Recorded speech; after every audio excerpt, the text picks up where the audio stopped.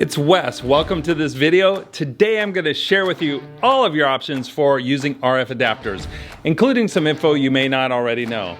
Let's break this down into 3 steps. Why are RF adapters so important? What are your options and what should you choose? Why are RF adapters so important? You may have an EOS R, or you may have ordered the big dog, the R5, or the 20 megapixel R6, or maybe you're still deciding which Canon mirrorless camera is for you. Consider this. The biggest investment you may ever make is an expensive lens. Let's say you bought a Canon 6D. That was my first full frame camera. And then you invested in the awesome EF 70-200 L series lens, image stabilized, for $18.99. And you paid $16.99 for that 6D.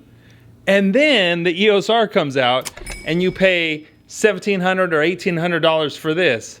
Now, do you want to toss this by the wayside and purchase another $2,000 plus lens when you can just add the adapter and use your beautiful EF 70-200 lens?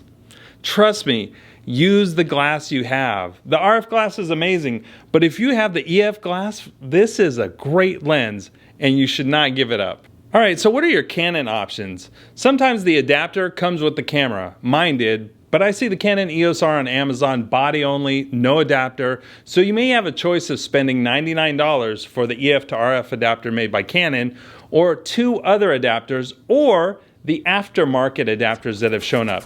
This is the obvious choice. Get the EF to RF adapter for $99 made by Canon that lets you use EF glass.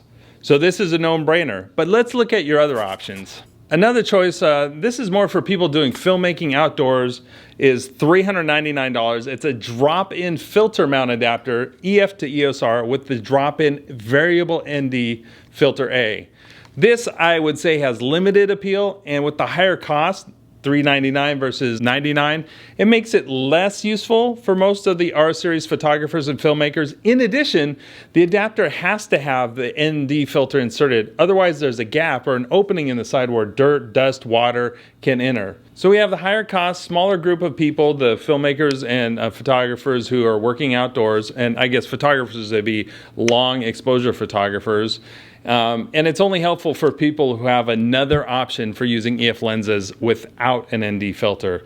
You can spend another $140 and drop in a clear filter to use EF lenses with your R camera, let's say indoors or at night, while keeping dust and particles out of your lens and camera, but that moves the cost up even more. My least favorite Canon option is there's an adapter for $199 to have a control ring on the adapter.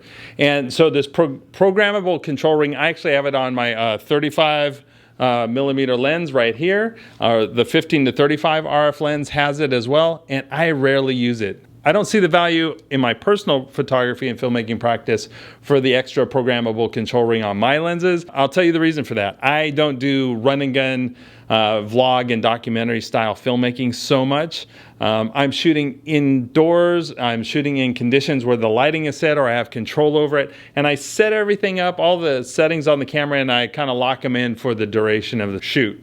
Now, if you want this control ring on the lens, it allows you quick access to bumping up or down your ISO, let's say, or your aperture, so you can help brighten or darken the image, which may be helpful to you. But like I said before, I'm using set lighting and indoors, and I have control over the lighting much more than maybe if you were doing run and gun or documentary style. You be the judge on the control ring adapter, whether that's handy for you.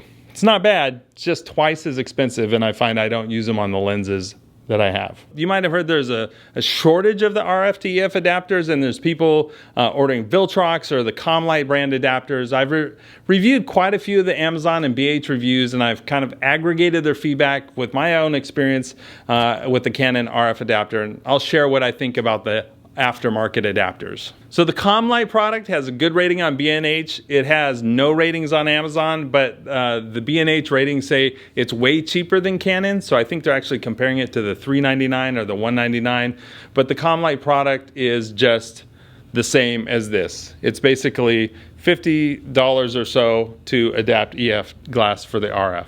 Now, Viltrox has a 2-star rating on one Amazon page and 5-star ratings on another. So let's split the difference, say 3.5 stars. It's not compelling, but it's passable.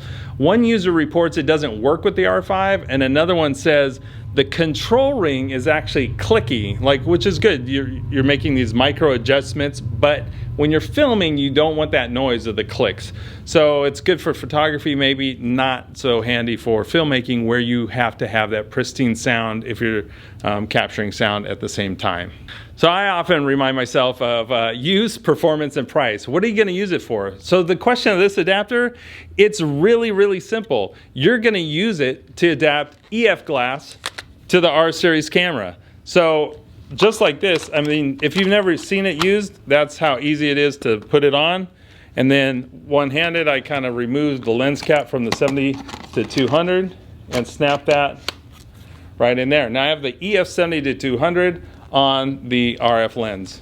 It's great. It works great. There's really no difference in function, and I will probably do some sample images in another video. In terms of performance though, let's think about this. The Canon has no negative reviews or drawbacks unless you're looking at the ND filter adapter, which has a serious drawback in terms of leaving that opening if you don't have a filter in. Other than that, which I say no thanks to, the simple choice is the Canon EF to RF adapter. I use it all the time and I can vouch for it. So this brings us to a pain point at this point in time. When I'm filming this, you can't find the link on Amazon or B&H. So there seems to be kind of a shortage right now, and people are wondering if they're on back order. So for the non-Canon products, I'd recommend the simplest product so you don't expect a lot and end up disappointed. So check out the ComLite adapter for 40 or 50 bucks, and you can create a win for your EF lenses and for your R series camera.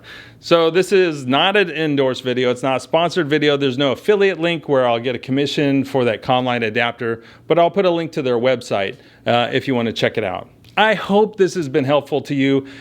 This video actually came from another comment on another YouTube video. I'll link it up here about the RF 70 to 200. And somebody was asking about the extender, or whether you could extend this with the RF 1.4 or 2 times extender. Turns out there's some news about that, so I'll be doing a video on the RF extenders.